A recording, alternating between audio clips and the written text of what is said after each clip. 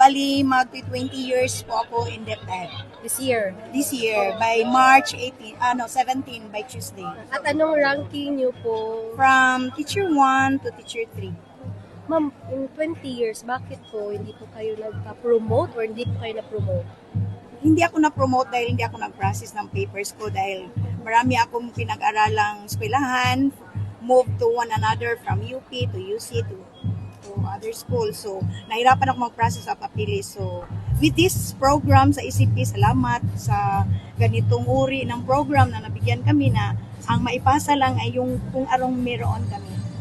Simplified. From simplified, then mabigyan kami ng oportunidad na at least man lang before kami mag-retire, mataas or mabigyan, ma-level up yung rank namin at yung sahod namin, no? Pinaka-importante, ang salary grade namin ay mataas. Ma'am, gaano po ka-importante ang epekto ng promotion niya from Teacher 1 to 3 after 20 years?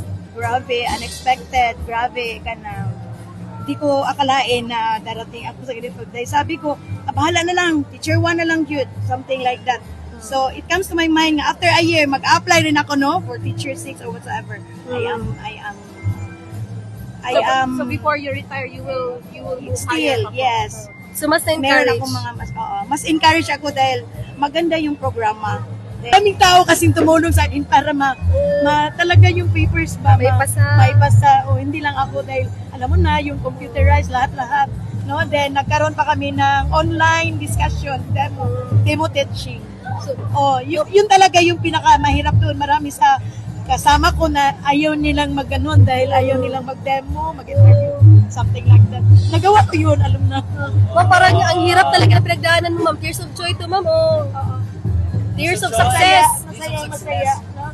At least, hindi ako mahiya sa mga, alam nyo, marami akong mga estudyante, no? Oo. Na di are now teacher 5 and teacher 6 niya ako, dito lang.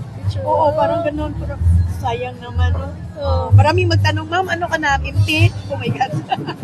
so parang ulit, before, parang ma'am, mahihiya tayo, no? Na hindi man lang tayo na level up na ilang taon sa DepEd. So, salamat sa ECP, salamat Senator Engara sa ganitong uri ng programa.